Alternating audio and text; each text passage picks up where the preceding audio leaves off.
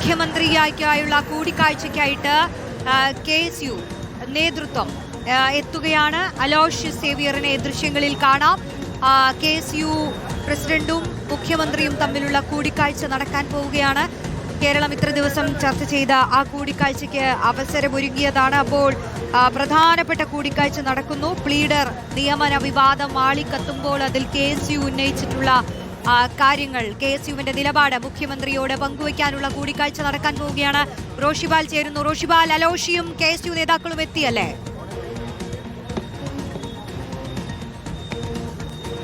Roshy, KSU സംസ്ഥാന president അലോഷിയും സംസ്ഥാന ഉപാധ്യക്ഷന്മാരായ അരുൺ രാജേന്ദ്രൻ ഒപ്പം യദു കൃഷ്ണ, ഈ 3 പേരാണ് മുഖ്യമന്ത്രി VD സതീശനുമായി കൂടിക്കാഴ്ച നടത്തുക. മുഖ്യമന്ത്രി ഇപ്പോൾ സെക്രട്ടേറിയറ്റിലെ ഓഫീസിൽ അല്പസമയത്തിനകം മുഖ്യമന്ത്രി സെക്രട്ടേറിയറ്റിലേക്ക് എത്തിച്ചേരും. ആ ഘട്ടത്തിൽ ഇവർ 3 പേർ മുഖ്യമന്ത്രിയുമായി കൂടിക്കാഴ്ച നടത്തും. GP നിയമനവുമായി ബന്ധപ്പെട്ട KSU സംസ്ഥാന നേതൃത്വത്തിലുള്ള പരാതിയാണ് മുഖ്യമന്ത്രിയെ ഇവർ അറിയിക്കുക. ഇപ്പോൾ സെക്രട്ടേറിയറ്റിനകത്തേക്ക് ഇപ്പോൾ എത്തിച്ചേർന്നിട്ടുള്ള നേതാക്കൾ, ഒപ്പം KSUവിന്റെ ജില്ലാ അധ്യക്ഷൻ ഗോപു നെയ്യാർ ഉൾപ്പെടെയുള്ള നേതാക്കളുമുണ്ട്. പക്ഷേ കൂടിക്കാഴ്ച സംസ്ഥാന അധ്യക്ഷനും ഉപാധ്യക്ഷന്മാരും മാത്രമായിരിക്കും. അതിൽ പ്രധാനമായും അവർ ഉന്നയിക്കുക ജിയോണ ജിംസിന്റെ നിയമനമാണ്. GP ആയി എത്തിയ ജിയോണയുടെ SFI പശ്ചാത്തലമാണ്. ചുമതല ഏറ്റെടുക്കുമ്പോൾ പോലും SFI നേതാക്കൾക്കൊപ്പമാണ് ജിയോണ എത്തിയത് എന്ന കാര്യം അവിടെ ധരിപ്പിക്കും. അതുകൊണ്ട് എത്രയും പെട്ടെന്ന് തീരുമാനം തിരുത്തണം, ജിയോണെ ഒഴിവാക്കണം, രാജിവെപ്പിക്കണം എന്നീ ആവശ്യങ്ങൾ അവർ ഉയർത്തും. ഈ വിഷയത്തിൽ പരാതി ഉന്നയിച്ചതിന് തൊട്ടു പിന്നാലെയാണ് മുഖ്യമന്ത്രിയും KSU നേതൃത്വവും തമ്മിൽ ഒരു തർക്കം രൂപപ്പെട്ടത്. ഇപ്പോൾ മുഖ്യമന്ത്രി എത്തിയ ദൃശ്യങ്ങൾ കാണാം. ഇപ്പോൾ സെക്രട്ടേറിയറ്റിലേക്ക് മുഖ്യമന്ത്രി എത്തിച്ചേർന്നിട്ടുണ്ട്. ആദ്യം മുഖ്യമന്ത്രി പരാതി പരിഹാര സെല്ലിൽ പരാതി സ്വീകരിക്കും. അതിനുശേഷമായിരിക്കും സെക്രട്ടേറിയറ്റിലെ ഓഫീസിലേക്ക് പോവുക. അതിനുശേഷമായിരിക്കും കൂടിക്കാഴ്ചയും നടക്കുക. എന്നാലും ഏറ്റവും സുപ്രധാനമായ കൂടിക്കാഴ്ചയാണ് ഇന്ന് സെക്രട്ടേറിയറ്റിൽ നടക്കുന്നത്. ആ കൂടിക്കാഴ്ചയുടെ പ്രാധാന്യം KSU മുഖ്യമന്ത്രി തമ്മിലുള്ള തർക്കം, ആ തർക്കത്തിന് പരിഹാരം കാണുക എന്നതാണ്.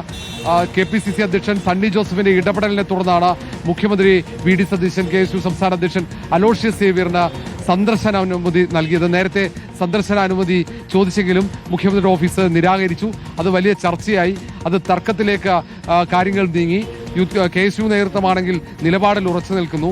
ജിയോണ ജിംസിന്റെ നിയമനം തിരുത്താതെ മുന്നോട്ട് പോകാൻ കഴിയില്ല എന്ന നിലപാടിലേക്കാണ് അവർ എത്തുന്നത്. ആദ്യം തിരുവനന്തപുരത്തെ ലോ കോളേജ് യൂണിറ്റ് KSU കമ്മിറ്റിയാണ് ഈ കാര്യം പരാതിയായി ഉയർത്തിയെങ്കിൽ പിന്നീട് അത് സംസ്ഥാന നേതൃത്വം ഏറ്റെടുക്കുകയായിരുന്നു. കാരണം KSUവിനെതിരെ കടുത്ത നിലപാട് സ്വീകരിച്ചു.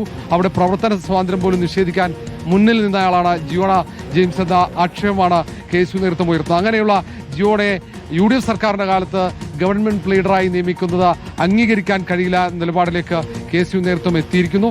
ഏതായാലും ആ പ്രശ്നത്തിലുള്ള ഒരു പരിഹാരത്തിനാണ് ഇപ്പോൾ KPCC നേതൃത്വം ശ്രമിക്കുന്നത്. കാരണം അത് തർക്കം കോൺഗ്രസ് നേതാക്കൾ ഏറ്റെടുത്ത് പരസ്പരം പോരടിക്കുന്ന സാഹചര്യത്തിലേക്ക് എത്തി. അത് വലിയ തിരിച്ചടിയാകുമെന്ന് മുതിർന്ന നേതാക്കൾ പോലും ഒരു മുന്നറിയിപ്പ് നൽകിയ ഒരു പശ്ചാത്തലത്തിൽ കൂടിയാണ് ഇന്ന് KSU സംസ്ഥാന അധ്യക്ഷൻ അലോഷ്യസ് സേവിയർ മുഖ്യമന്ത്രി VD സതീശനുമായി കൂടിക്കാഴ്ച നടത്തുന്നത്. റോഷ്നി, അപ്പോൾ കൂടിക്കാഴ്ച ഉടൻ തന്നെ നടക്കുമെന്നാണ് മനസ്സിലാകുന്നത് അല്ലെ? മുഖ്യമന്ത്രി എപ്പോഴാണ് എത്തുക എന്നുള്ളത് സംബന്ധിച്ച് എന്തെങ്കിലും വിവരമുണ്ടോ? ഇതിപ്പോൾ മുൻകൂട്ടി നിശ്ചയിച്ചിട്ടുള്ളതാണെങ്കിൽ കൂടിയും എത്ര സമയം നീണ്ടു നിൽക്കും? ഒരു മഞ്ഞുരുക്കം അതാണ് എന്തായാലും സംഭവിക്കാൻ പോകുന്നത്.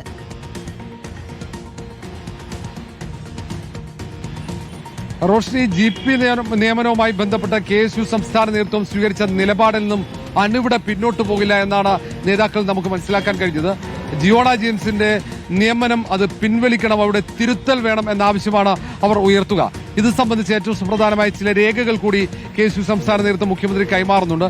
പ്രത്യേകിച്ച് കഴിഞ്ഞ കാലങ്ങളിൽ ഹൈക്കോടതിയിലെ അഭിഭാഷകരായി ജിയോണ ജെയിംസ് ജോലി ചെയ്യുമ്പോൾ അവിടെ ഏതൊക്കെ കേസുകളിൽ അവർ ഹൈക്കോടതിയിൽ ഏതൊക്കെ കേസുകളിലാണ് ഹാജരായത് എന്നതിന്റെ പട്ടിക കൂടി KSU സംസ്ഥാന നേതൃത്വം ശേഖരിച്ചിട്ടുണ്ട്. അതിൽ CPM-ന് വേണ്ടി CPM ഭരിക്കുന്ന പല സഹകരണ സംഘങ്ങൾക്ക് വേണ്ടി ഹാജരായതിന്റെ രേഖകളുണ്ട്.